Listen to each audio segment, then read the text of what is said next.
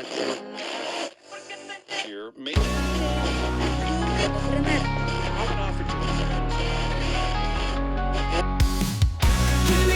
give me status, let me feel alive. New Contramerc City's humming, pulling on the vibe. Dope vibes floating in the air tonight. Podcast running till the morning light. Memories on loop, they replay and bend. 99.9 Gimmighoul Radio, hottest FM radio in New Contramerc City.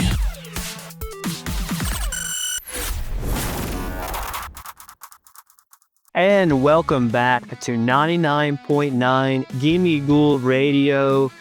We appreciate y'all tuning into us tonight. Hey, listen, we have a very special and fun episode for y'all. It's me, of course, your very own Makeyourself, hosting tonight. Unfortunately, we do not have Unseelie here. I know. Hold the boos and cries. I was really upset. He either got lost in the city, or I think he had something he had going on, and I tried to get him in, and it didn't work out. But hey, listen, let's send our best over to Unseelie. I know he's doing great out there, but we just all appreciate him and thank you for everything he does. But listen, I had a whole segment played out for you tonight that was just going to be me singing for the whole hour. It would have been great. Karaoke special. And then I ran into who else but none other than our own music producer, Turn to Ash. What's up, man? Glad to have you back in the studio. How are you tonight? Oh yeah, man, I'm doing pretty solid. It's a little rainy in the city, a little cold. But overall, I was dashing through the alleyways and coming up to the radio tower tonight anyway, and just happened to run into Make tonight. They needed a co-host, and I was available. Boom. It's funny how the universe just aligns like that. And I really appreciate you stepping in for us tonight. I'm sure all of our Gouligans probably didn't want to hear me sing for the whole time, but maybe they did. If you do, let me know. Give me a like, give me a comment. I'd have paid for it. Yeah, hey, I got some specials. Don't worry. That's a secret. That's a secret episode of the Gimmighoul Radio After Hours. But anyway, yeah, we'll put some QR codes up on the street you guys can scan, and each one's a different song. 99.9 Gimmighoul Radio, the smoothest storm of new controversy.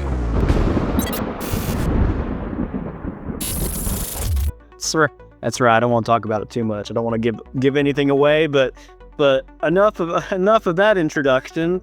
Ash, what are we talking about tonight? So, me and Mate and me and every gamer ever, I've all been affected by something in the gaming industry, and we all know what it is, and it's microtransactions.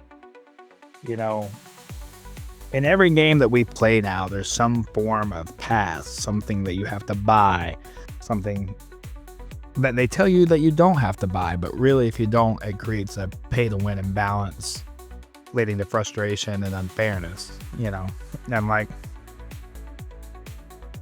me and him have both been talking. He's got a game that he's currently picked up, and I'm a huge Call of Duty player, and I used to be really big into Fortnite, and both of those games are the same way. They both encourage, microtransaction purchases. I mean, Call of Duty gets more skin updates than it does actual quality of life updates.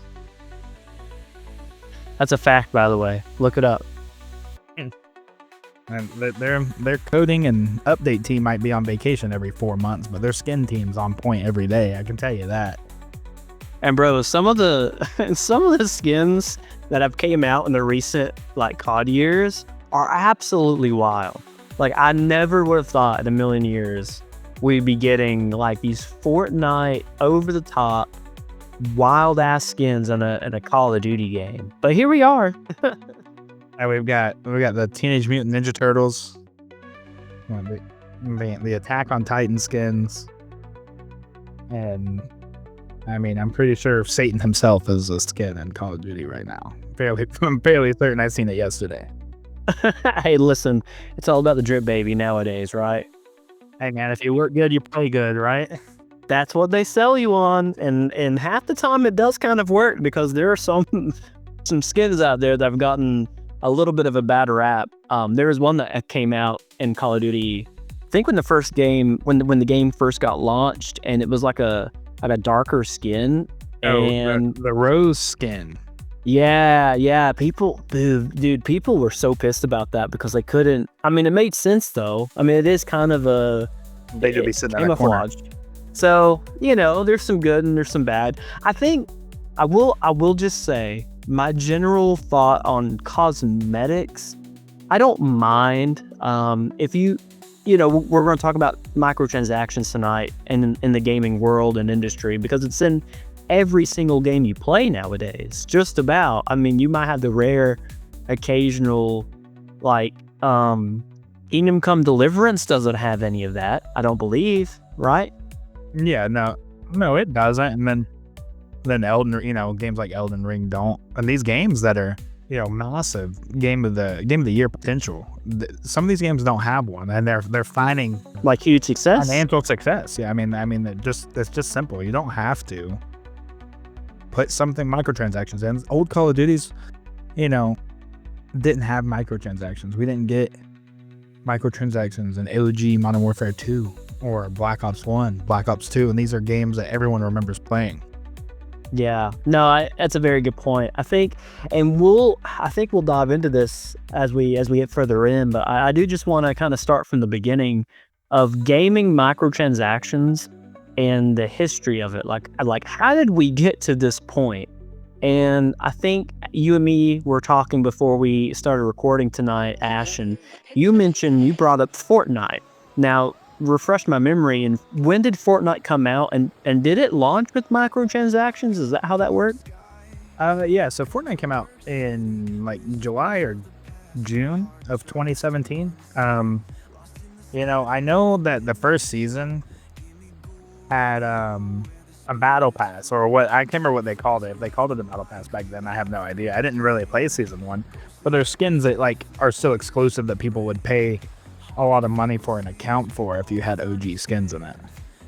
Okay. But I mean, yeah, so first battle pass for Fortnite was introduced in season 2. So that'd have been like maybe the end of July, or not the end of July, but the end of 2017 probably. So I mean, that was their first battle pass, and then like they've had one ever since. You know what? And actually thinking about this, you're kind of right. I will give another example on a big microtransaction problem that was going on. Fortnite would have been a good example around this time. I tell you a really big problem that gamers were having, and this happened to be in the sports world of gaming, but FIFA and Ultimate Team.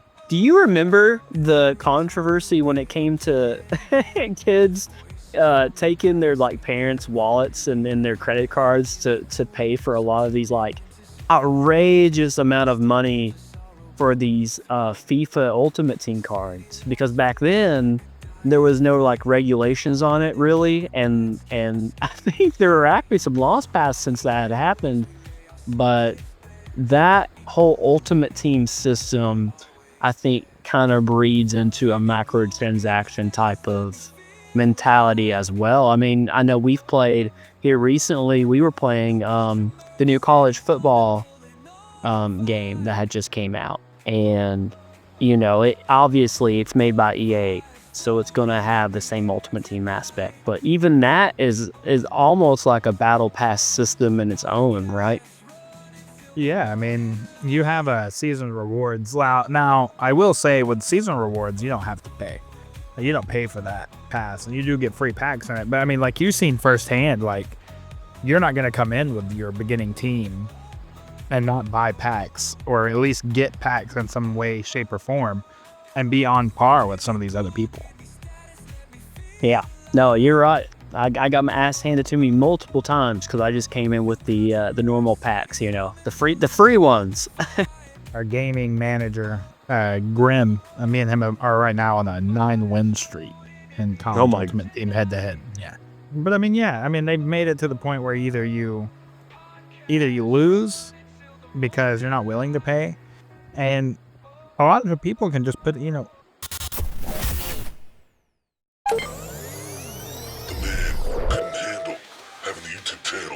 some shit. I don't fucking know. But we're here. We're here. God damn it, we're here. 99.9. You got podcasts. We got Ash making songs. Not that Ash. Our Ash. Making songs and shit that are fucking heaters. And we got Unseelie and Makeyourself talking about Pokemon with Professor Gray and shit. All their shit is fucking based. Fuck you titties. Cocaine. Don't forget to torque that like button. A lot of people put a lot of time into a singular game, but people that have money can be on the same level as someone that puts in 100 hours in a game and only have 5 hours in the game, but they can just put the money into it and be on the same level as they are. Yeah, you're right about that. And actually, that's one of I've gone back and forth on Battle Pass systems. Not that it matters, because we're stuck with them whether we like it or not. Obviously, companies are going to, and publishers are going to use them because they do make the game way, more money than they would if they didn't have them. So I understand from a financial standpoint, we're not going to get rid of them, but when they first started to come around and, we saw Call of Duty, you mentioned back in the day, we didn't have these battle pass systems in Call of Duty. You just grinded your levels. You got to prestige and get your perks and your guns, and you went to town. Maybe, and I'm just speculating a little bit, but maybe that is why Call of Duty is kind of there's a lot of reasons why it's lost its luster in the last couple of years, but one of them could be because they have focused more on the Battle Pass system than, like you said, the whole game itself. If we start back to when Battle Passes actually started in these multiplayer type of games, it just, let's say 2017, Fortnite came out, FIFA was doing this Ultimate Team things. Let's fast forward a little bit in the near future here, and all of a sudden, Call of Duty's adopted it. Where are some other games? Of course, how can I forget? The 2K publishers, as you know, a big advocate for NBA 2K right now, and obviously they have the new WWE 2K coming out. It's supposed to be really, really big. And just recently, I've been playing a ton of it. The PGA 2K25 has come out, all with, of course, your favorite, whatever you want to call them, Battle Pass, Clubhouse Pass, these types of transactional passes in these games. And now we're just all sitting here thinking, wow, so you're telling me if I want to be decent at this game and play good on the multiplayer side of things, heck, even on the single player, because half the stuff if you wanted to be somewhat, now you can tone down the settings, I guess, but overall, to be good at the game, they're almost forcing your hand to purchase these items outside of purchasing the main game, and that's always been a really, really big issue, and it's just a greed factor. It's marketing on their side, of course, but I don't know, Ash. I'm gonna let you kind of run me through your thoughts on it, and then I'll go into mine too. Yeah, man. Some of it's just unnecessary. There's a difference between something being a purely cosmetic item and something being something that you need to buy just to be or stand a chance in something. Now, I won't say that the Call of Duty skins, particularly, or Fortnite skins and battle passes. I would say Fortnite probably does a pretty good job at keeping it where it's just purely cosmetic. Like, you're not going to get wins because some dude's level 252 in the battle pass and he tiered out at 100 2 days into the start of the season. That dude's probably a guy that just plays a lot. Fortnite has that different feel to it, I guess, where they have a build mode. You can't buy being better at building. You have to just be good at building. So COD's had some issues where they released a skin pack and the hitbox be wrong. And people will buy that skin pack because the hitbox is wrong. Like, you can't headshot somebody because they don't have a head because the game's bugged out. Or they release new guns, and then the same day they release those same guns that are OP because they're day one guns for that season. They release those in a skin pack, and people buy that just so they have access to the new gun without having to go through the battle pass. And then you start getting into the situations where, that like COD's in right now, where they're doing the black sale. Oh, yeah, dude. They've gone hard on the black sale stuff. Hard. Yeah. And I mean, I'm just as guilty about buying stuff as anybody else. But the way that it's shaped gaming is actually kind of insane. And to even go back in microtransaction history, like, you know, the first mainstream game to use microtransactions was in 2006. And it was Elder Scrolls Oblivion. Oh, really? Yeah, they had a horse armor set that was like $250 for just that armor set or whatever. And that's technically considered like the first microtransaction in the Western world in 2006. But they're the ones that established like people paying money for a cosmetic item. When did actually on that same topic? I don't know if this is related. I don't remember the year that Diablo came out, but didn't it have like a big problem where people were going on like a Diablo marketplace to buy some of these weapons, but they were like tons and tons of money for auction weapons? Yeah, I don't remember what year that was. If it was like Diablo, it would have been like Diablo 3 maybe? Yeah, it would have been like 2, 3, one of the early ones. It was like a really big deal. Yeah, I mean, like, and that's a perfect example. Like, people right now aren't playing 4. Like, a lot of people aren't playing 4 because of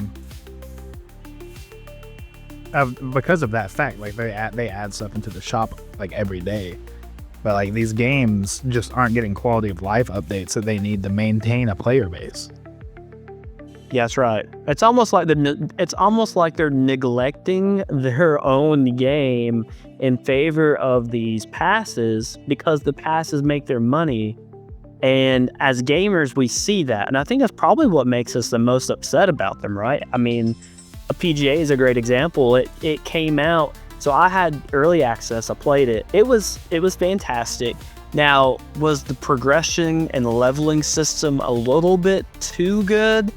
At times, I would argue and say it probably was. I think a lot of the early access people were gaining levels really fast, but obviously I think you had to have some balancing on 2K side to make it, not as easy. You want to be able to grind a little bit, but what they did is they completely, they just made it almost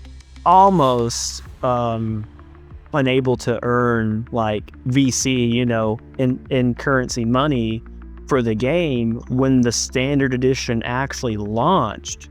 So now all these new people coming in to play the game will already starting at level 75, and you have people already at level 99. Well, that's a huge already skill gap. So now you're almost forcing those people who want to play and be competitive on the, multiplayer circuit. You're almost forcing their hand into having to buy to catch up. And that was wrong for them to do. I think recently they just released an update and a patch that fixes that a little bit, which gives out a little bit more VC payout for online ranked tournaments and modes. So that's good on them, but still, for the fact that they even did that was just a slap in the face to the community. But 2K, PGA 2K is not the first one to do that, right, Ash? I mean, we can go on and on about like Call of Duty and what it's been doing to its fan base. Yeah, I mean, Call of Duty, like you said, NBA 2K, WWE, like the new WWE game, early release, I think started today. Fortnite, Honor of Kings, PUBG Mobile, GTA 5, Shark Cards.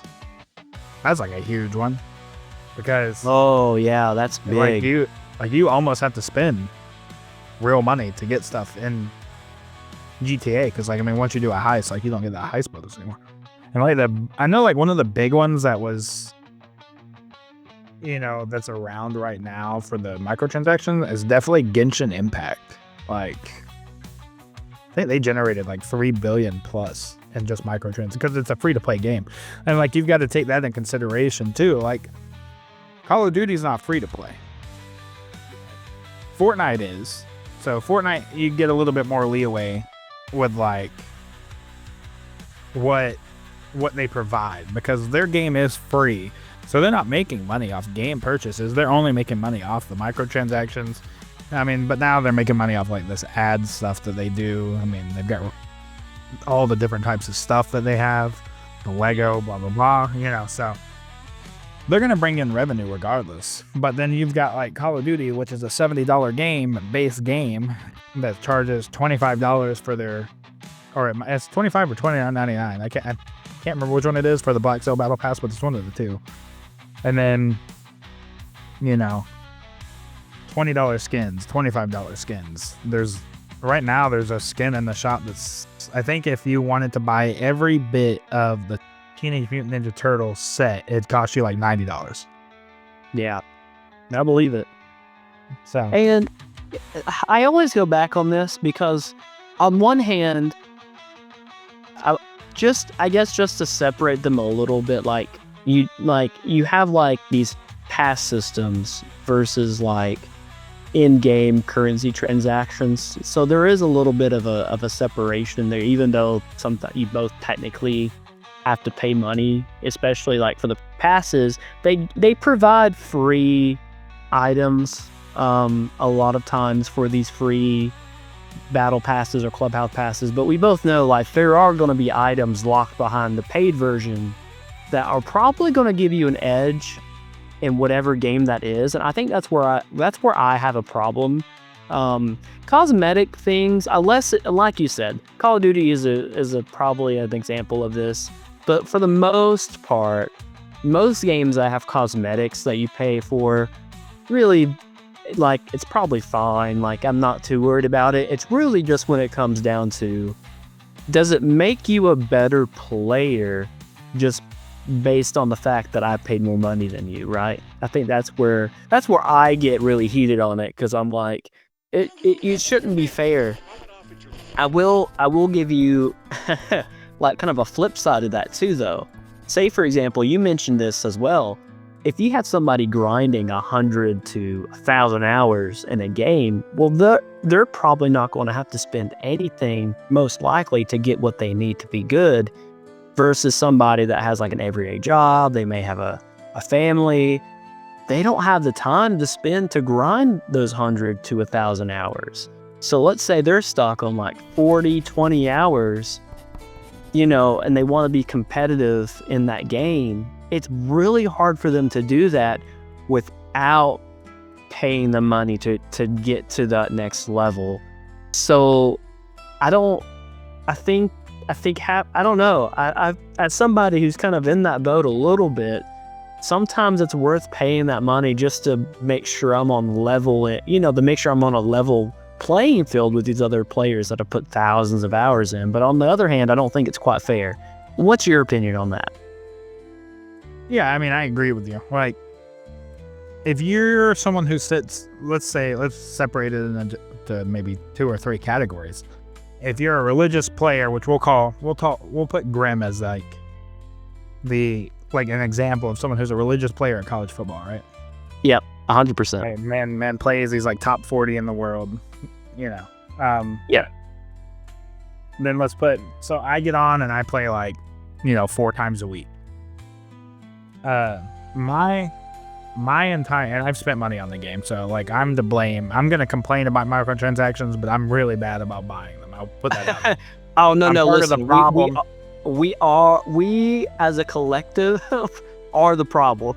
We're just diagnosing it. We know that we're the problem. However, until it changes, we'll continue to be the problem. But like I don't have as many hours as Casey does, but I do. Like I spend 25. I will put this out there. I've only been playing for 2 months. I've only put $200 in the game. So I got the game for free. I've only put $200 into my team. However, Casey's at 97. I'm at 97 overall, And like, I have some players that are better than his, he has some players that are better than mine, but I don't have the time to sit down and play this game. Grim is a stay-at-home dad, and I work upwards into 80 hours a week. If I'm going to be on the level of these other people, then I'm going to have to put in money to be on the same level as these other people, which could be a possibility. And I would love to say that that's what the gaming industry is doing. I would love to sit and say that, you know, they're thinking of us smaller gamers that can't play all the time, so they're trying to make it a little bit more accessible for us. If we want to put in the money for it instead of the time, then, you know, we have the same result as these people that are putting in a lot of time, where some of us might not get to. However, that's not what they're doing. You know, they're looking for cash grabs, which is understandable. I mean, I understand. Well, am I glad he's frozen in there and we're out here, and that he's the sheriff, and we're frozen out here, but we're in there. And I just remembered that we're out here. What I want to know is, where is 99.9 Gimmighoul Radio? Forget to beat the subscribe button with a wet spaghetti noodle. Businesses need to make money. Like, I think Fortnite generated $29 billion, maybe $29 billion in revenue last year, might be like 26 billion altogether. But still, that's a free-to-play game. Yeah, another good example that's like Rocket League, right? Which actually is in the same vein as Fortnite, if I'm not mistaken nowadays. Yeah, Epic owns it as well. Yep. Yeah, so they know what they're doing. I mean, they're definitely they definitely have this schematic and this, I don't want to say like scheme that sounds sleazy, but it's not. Like, their whole infrastructure is built on, okay, we have these free-to-play games, we're going to make money based on, like you said, like a lot of like their ad revenues and then their passes themselves. But it'd be nice if we could say, like, if every game did that, I think you and me would be having a totally different conversation right now. But the fact that we have these multi-billion-dollar companies, and yeah, it's a double-edged sword. We want them to make money on it because that provides them the ability to go, okay, we made this much money on this game. Well, now, you know, we're in a safe bet to know that we're going to get more of this game because it's making them more money. That's how that works. If the game did it, I hate to say it, but like, if the game didn't make money and it lost a ton of money for that company, there's a good chance they're probably not gonna, I doubt they release the game in the next year. You know what I mean? Yeah, no, I completely agree. Like, I think a really good example of that, and I don't know if you remember this, but it was Star Wars Battlefront 2. Oh yeah. I mean, the failure of that game has contributed to like microtransactions and buyables. I mean, another example of something that gets success, and this is this, you know, really, if we wanted to go back, we could probably blame Valve for Dota, but I think that was like the first game that had a battle pass on it, if I remember right. I could be wrong. Somebody can correct me later, but I do remember Dota coming out and Dota having a battle pass system. It wasn't called that, but I don't remember what it was called. However, like CS:GO, like we leave that game out of conversations a lot. We're not going to talk about 2 because nobody plays that. But like doing the skin betting, like, and the fact that you can get a skin for like a knife, like a sapphire bayonet, and sell that for 16,000 physical dollars is crazy to me. That's like gaming modern day stock markets, right? I mean, in a lot of ways. Yeah, I mean, like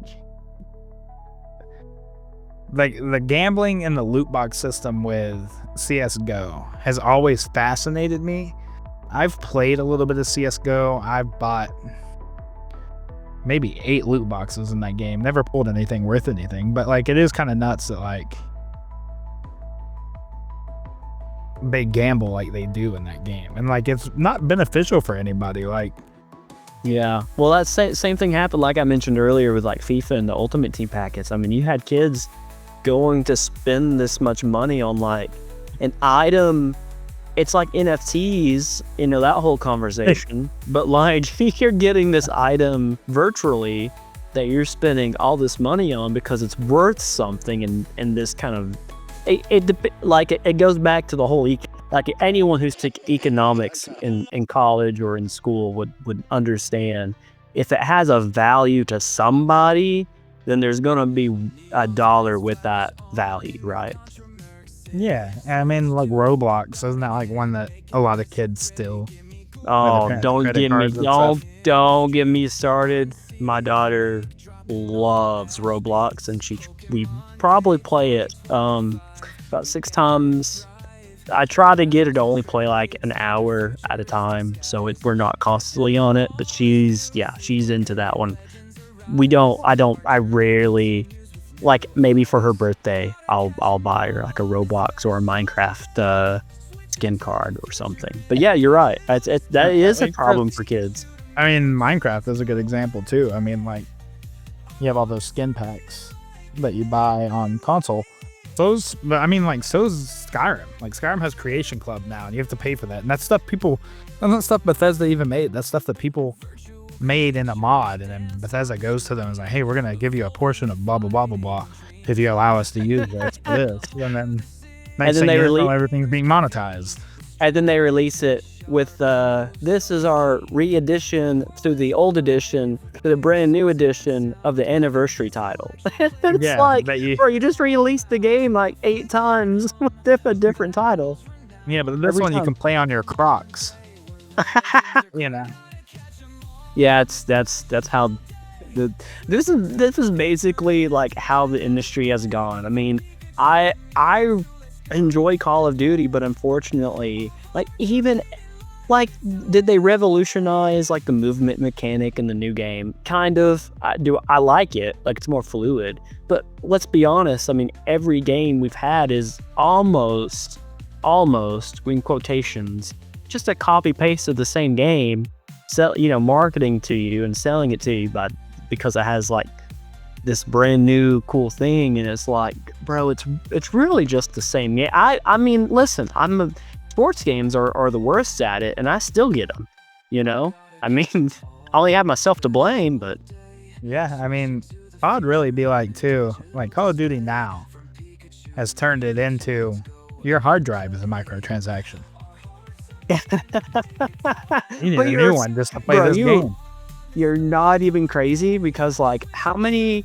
Listen, I'm dead serious. Anyone who's ever out there that have recently bought like a new PS5 or a new PlayStation in the last couple of years, you know what? I bet there's probably some kind of pie chart out there that shows like a good like 30 to 40% of them, if they play COD, they probably had to go out and get a internal SSD or something. Cause you're right. And that ain't cheap. Yeah. And it's because they just build off the same code. So like, it's Modern Warfare 2, 3, Warzone, and Black Ops 6, I think right now run on the same. And then you can uninstall whatever, you can uninstall 2 and 3. If you play Warzone, you can't. But, it's over 300 gigabytes for that. Oh, that's wild. That's so wild to me. I don't know of another gaming... No, I don't know. I don't think there is... I don't even think GTA isn't even that bad, because it's older. But when the new one comes out, who's to say it won't be just as bad? GTA 6 is going to be crazy. And we're talking about microtransactions now. When that game comes out and it launches with online, it's going to be absolutely ridiculous. They're already talking about that game being $100 just for the game. Oh my God, dude! That's not even something we've even factored in right now. But you know how, like, we think it's bad now. When GTA 6 is released this year, at the end of this year, by going, as long as there's no slip-ups or whatever, like, I can't begin to imagine the tsunami of transactional history that's going to happen with that game. You talked about Game Sharks, the cards.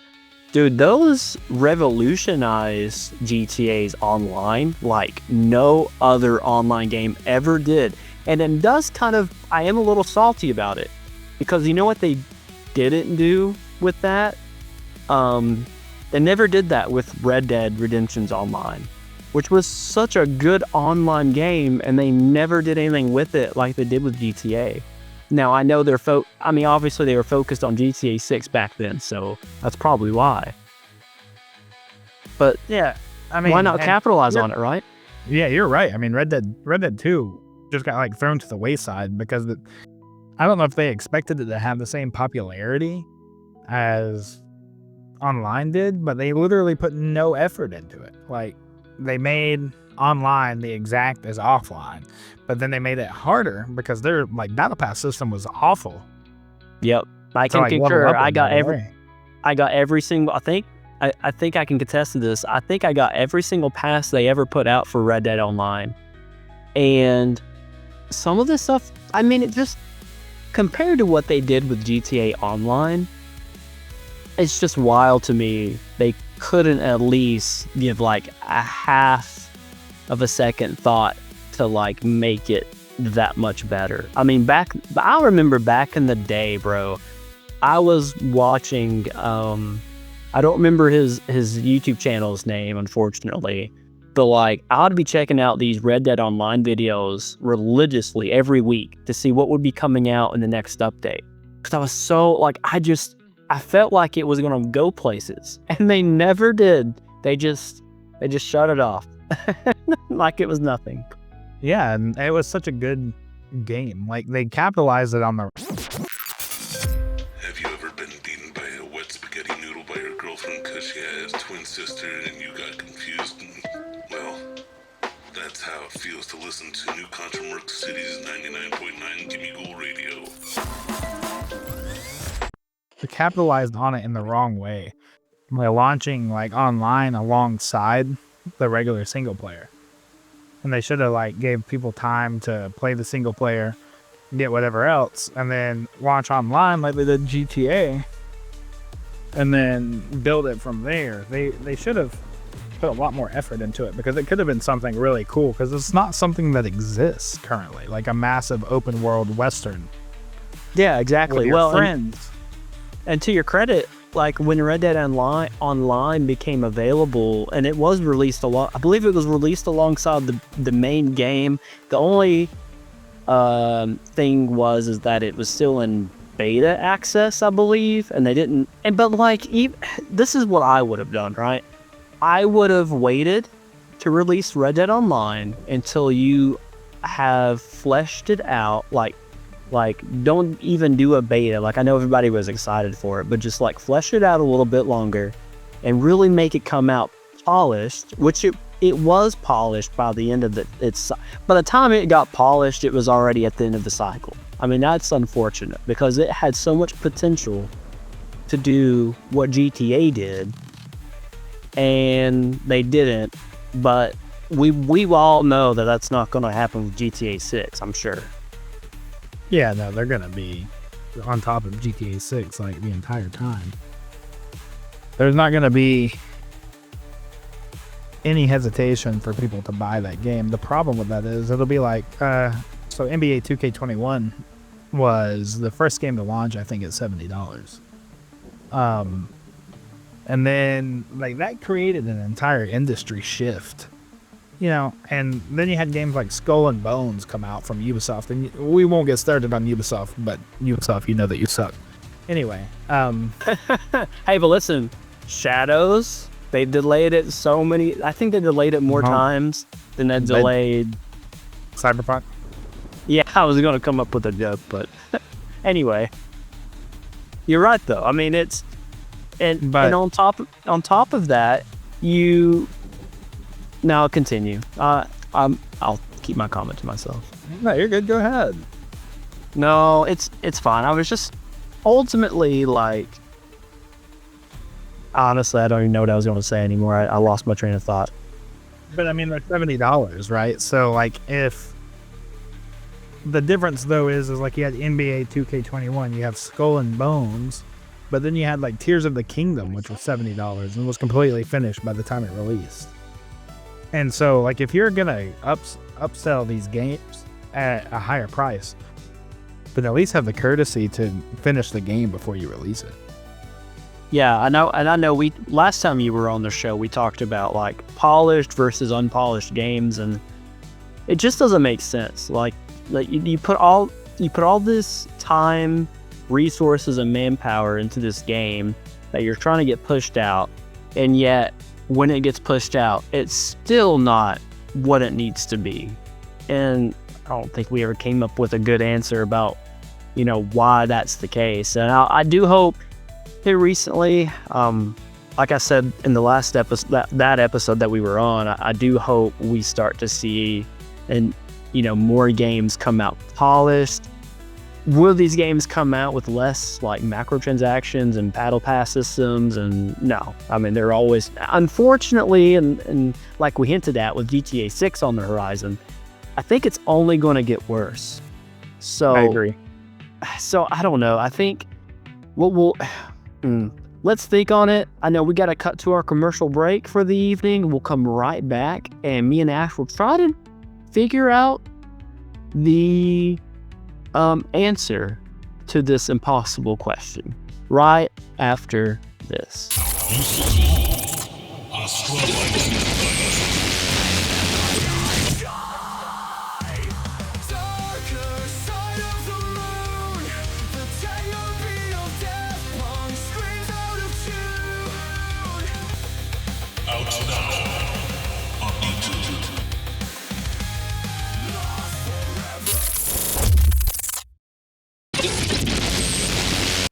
You're listening to 99.9 Gimmighoul Radio, the heart that beats in the center of New Contramerc City.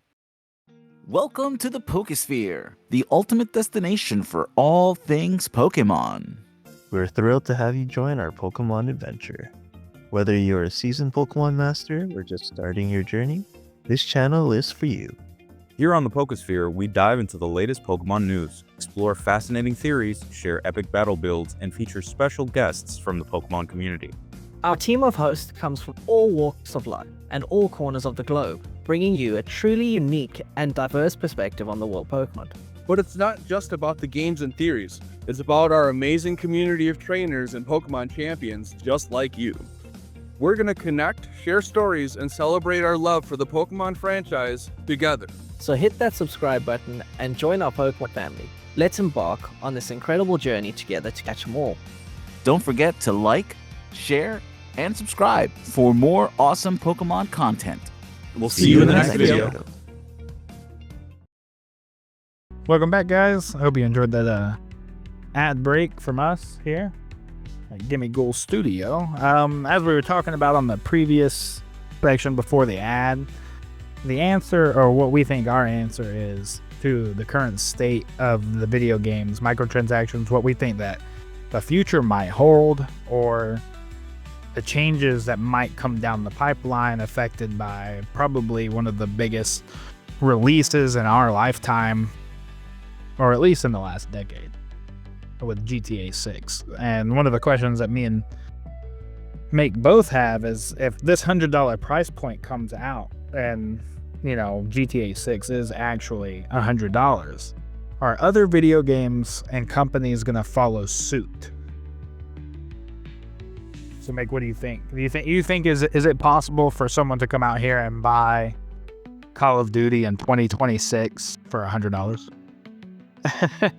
Well, I'm going to be honest. I hope that's not the case, but as we both know, I think there are needle movers in the gaming industry, and we both know Rockstar and Grand Theft Auto as a whole definitely move the needle when it comes to the gaming industry. And I'm afraid, you know, whether it be good or for bad, I think they're probably going to move that needle in the economy side of the gaming. I think you will see, maybe not necessarily $100, but I think you might see starting to see an upcharge into some of these games, especially now that we're getting into, next gen consoles and gaming is now current gen. So now we're probably going to start having these games. I'll use PGA as another example again. Like, yeah, it's now it's based on the now current gen consoles. And I believe I had heard a rumor, Ash, and you can confirm this to me or not, but I think Activision and Call of Duty were actually working on for the next title to come out to be exclusively on the new current gen consoles, if I'm right on that. You are right. Yeah, I read that on X the other day that they were planning on only releasing on new gen, which is also could be a reason why video games have suffered in the quality of life, because they're still making them for PS4s. So maybe that'll be a plus side for us. But I mean, we both have PCs, we both have PlayStations, and I think we both have Xboxes. So. And Switches. I mean, the Switch 2 coming out this year. It's going to be on par with like a PS4 level, I think, but which is big for Nintendo.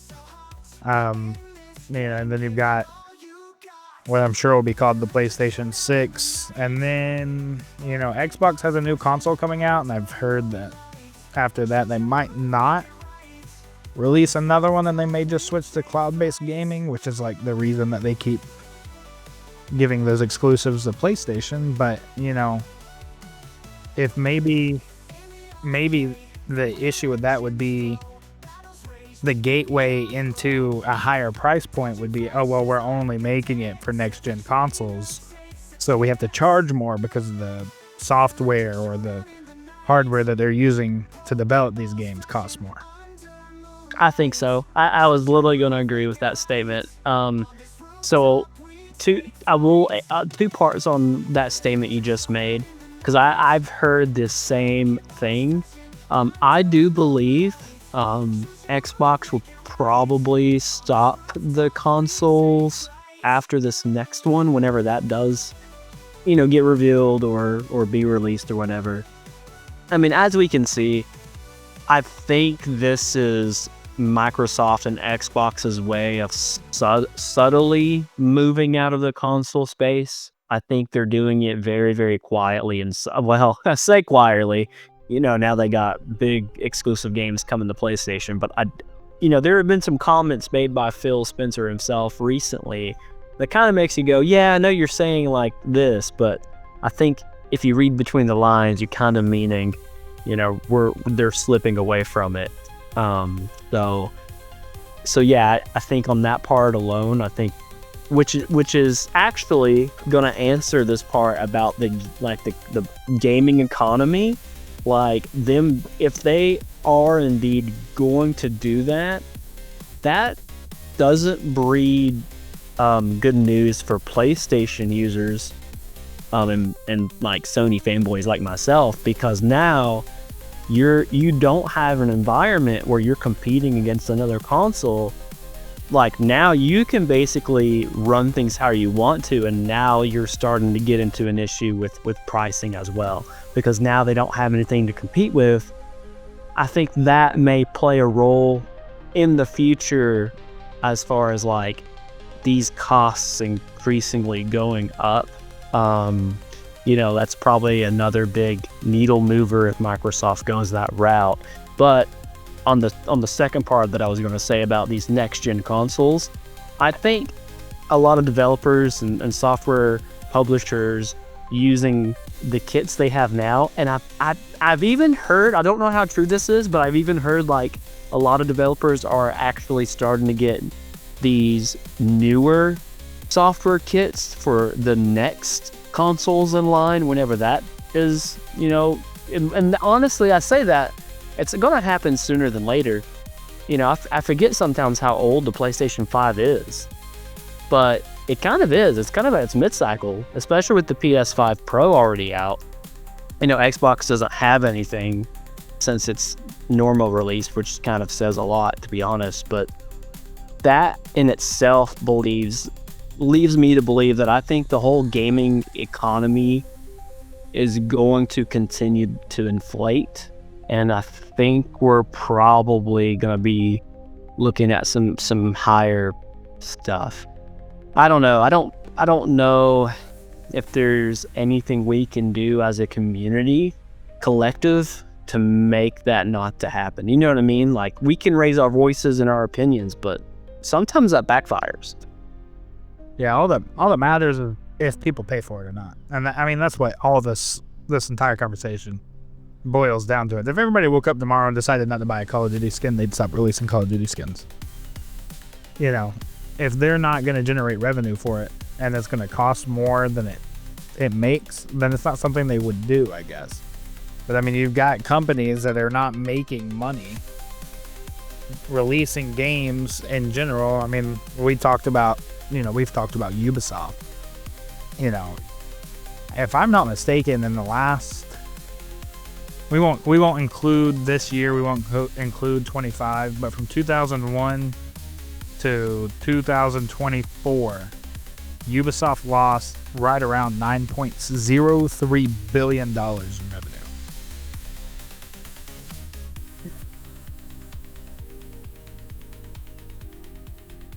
Yeah, I mean, they're close to, I'm sure, having to sell some stuff off. I mean, you had Skull and Bones fail. You had X Defiant, the next, the new COD killer fail.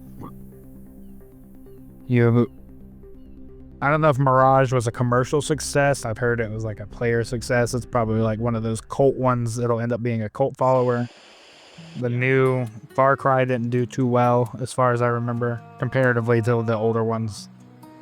So, all you've got to do is kind of look at this gaming industry as a whole. You've got to look at all these developers and all these companies that are having massive layoffs. They're having, corporate buyouts or having to get government funding or loans in general. But the gaming industry as we knew it 15 years ago doesn't exist anymore. It doesn't. And the gaming industry we know now won't exist probably in 2 years, or 3 years from now. Yeah. Bethesda's a huge example of a company that could have crazy success if it stayed true to its fan base instead of its ego. And I think that's a lot of these gaming people, like these gaming developers, it's these companies' problems. It's not necessarily the people. It's not the people that work for the companies, because they answer to somebody. All these people answer to somebody. But the way that they do things now, it really does feel like they come in and they go, what new skins can we release today? And it's not, hey, what can we do to make it better for these people? I don't know if you know this, but if anybody that's like, I bring up Call of Duty, it's probably like one of the, it's a game that's been around the longest, considerably by far, compared to some of these other games with the life cycle that it has. But we'll talk about Call of Duty again here. And, COD every year comes out with a new game. Well, the only reason people are playing the new game is because the old game's life cycle's ended, and it's just kind of like, it's grown stale by the end of it.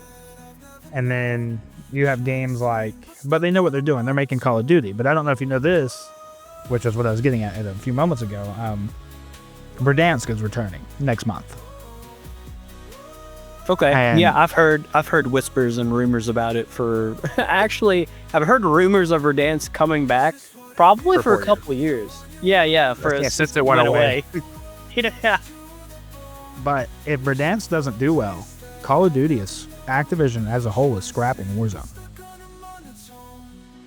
I think I've heard that too, actually. That's Yeah. funny. Where do you get your sources at? Because I think we have the same source. I follow Modern Warzone. Yeah, good Shout dude. out to Modern Warzone. Shout out, man. He actually he's from where we are from. I can't even talk as that makes sense. But anyway, yeah. Him and Charlie Intel, man, those two guys are always on top of it. Call of Duty news. But if they don't do well, I mean, they just wasted billions of dollars. Well, I mean, I would say wasted. We wasted billions of dollars putting time and money into those games. They made the money, so they didn't waste anything, I guess. But, if they would take that team or those people that only work on skins and put those people into working on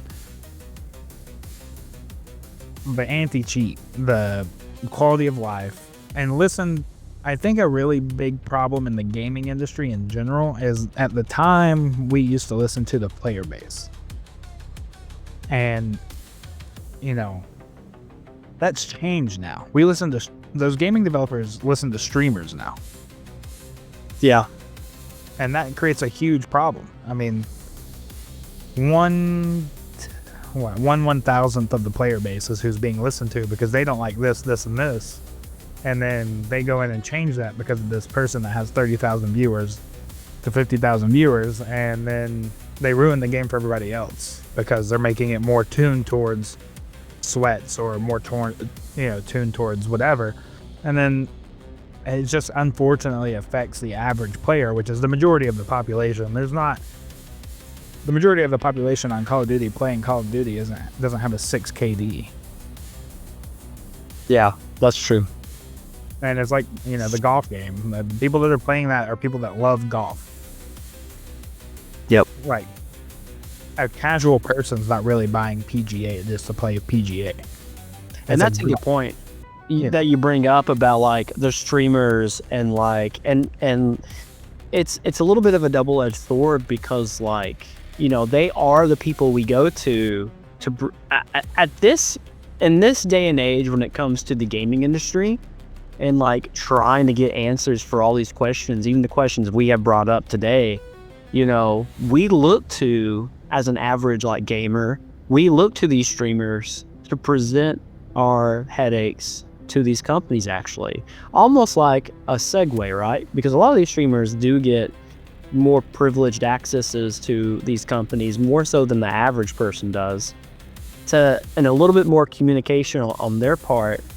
It's not always a two-way street there. But my point being is that like the average, the gaming public, goes now to almost like a third-party person, which are the big-time streamers and podcast hosts or whatever. Not us. We're not there yet. But to We'd like, love to be. Yeah. Hey, listen, if you want me to go fly over to 2K and PGA and talk them out with it, I can. I'm a sweet talker. I can get our VC back.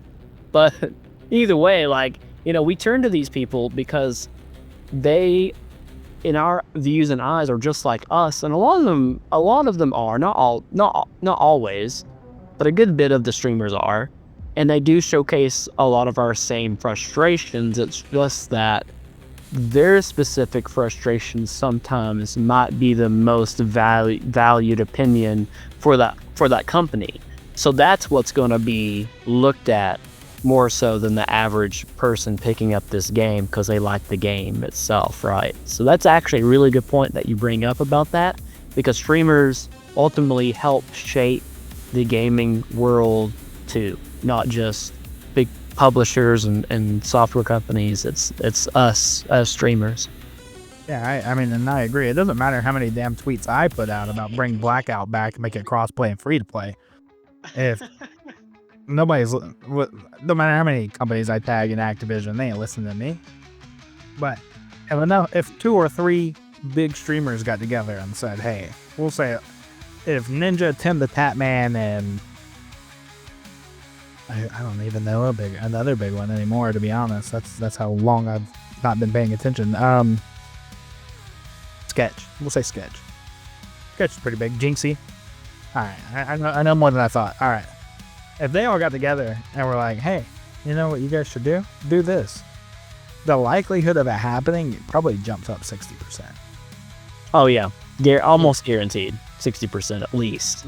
There's games I would love to see come back and have a lifetime. Blackout being one of those, because it was really fun to play, and you didn't need all the stuff that they have in a game now, like a loadout or the best attachments. You built your own gun while playing, and I mean that changed Battle Royale. It's like PUBG. PUBG's still popular. It's just not as popular as it used to be. But I mean, they were like number 3 or number 4 in microtransaction revenue out of the top 5 games in the world on mobile. Yeah.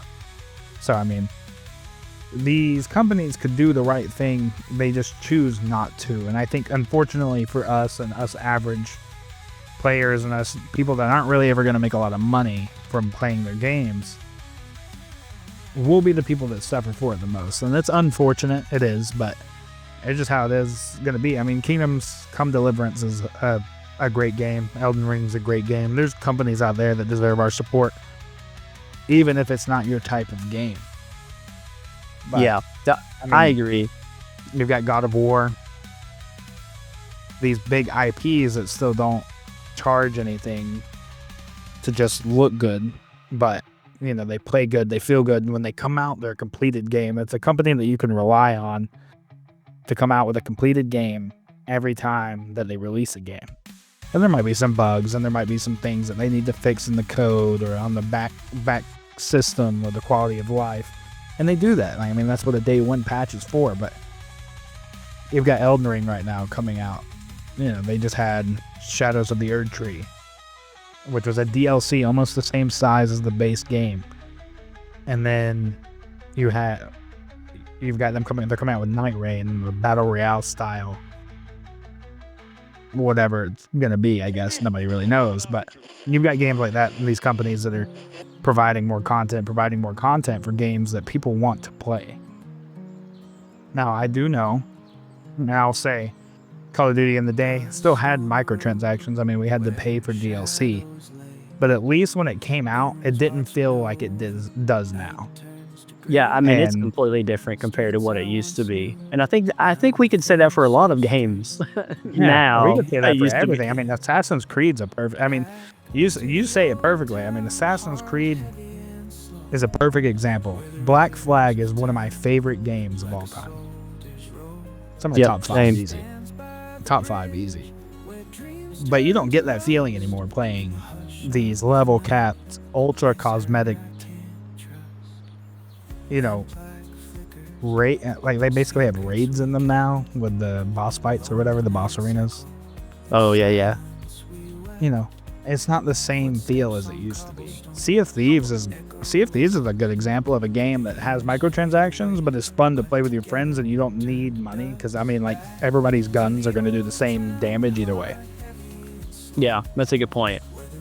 I think it almost sounds like, for us casual and average gamers, and kind of all in all, what I would like to sum up with tonight is that we as a public generally see these microtransact games with passes as a deterrent for what the actual game needs work on.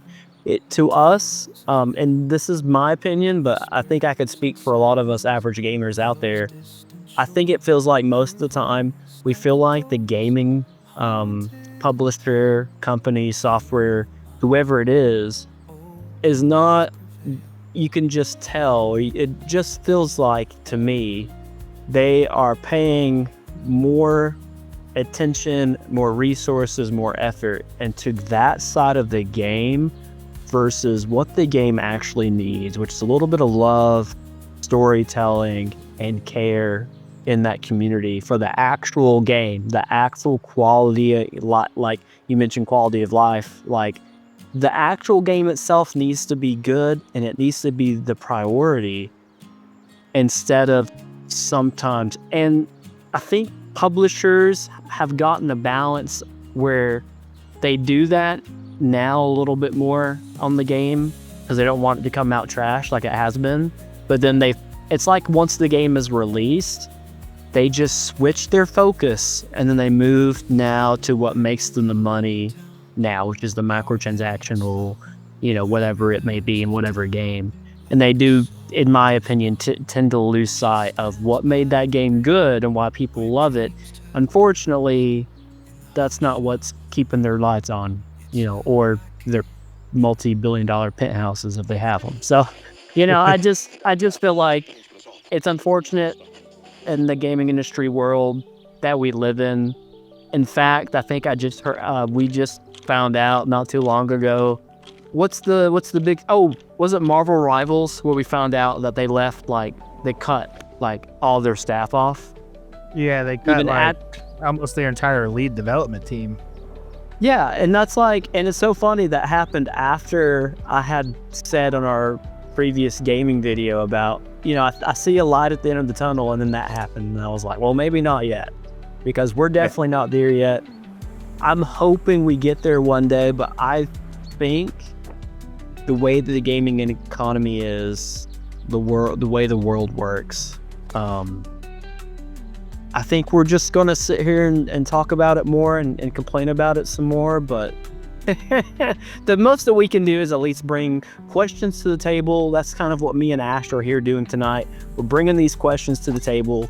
We're letting it out in the open. We're talking about it. We want to have a discussion with you guys in the community. Anyone that's listening, please let us know what your thoughts are on the gaming world today and how do you feel about microtransactions in a game. We would love to know. I'm sure even like the community would love to know as well. But that's where I'm at. I don't know about you, Ash.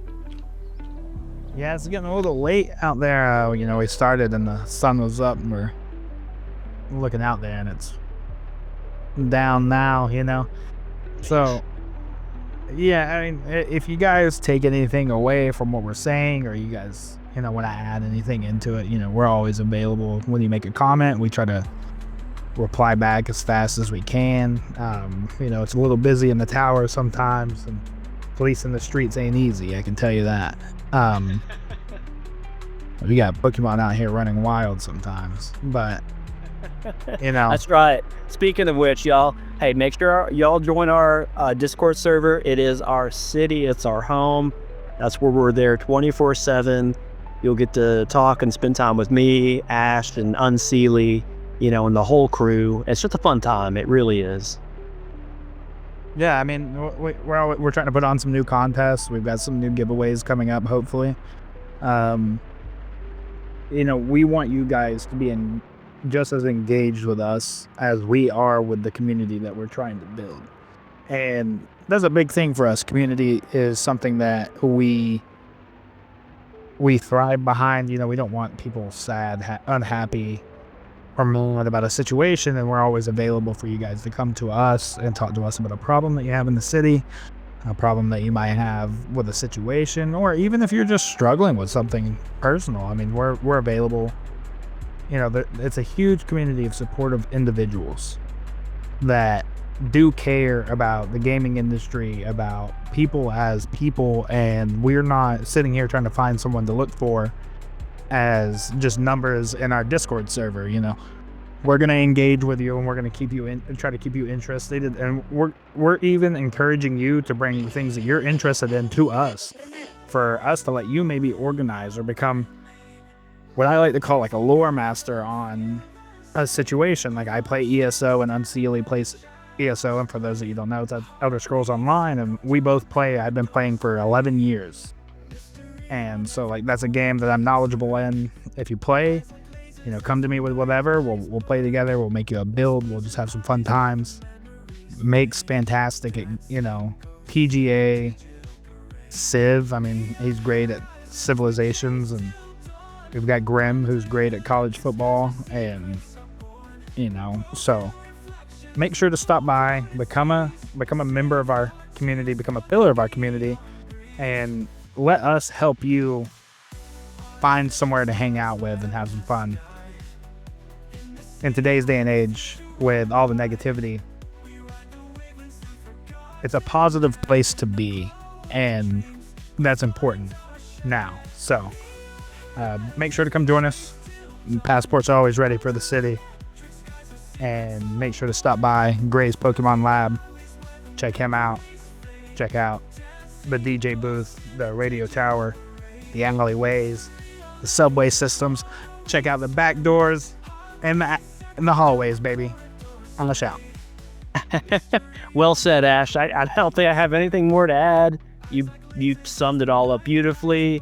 Y'all, if you've listened to it this far, really thank you. Even if you're just driving home from work, whether you're listening to it in the radio waves, we really do appreciate it. We're here for y'all always and every time. Thank you. Thank you from the bottom of our hearts.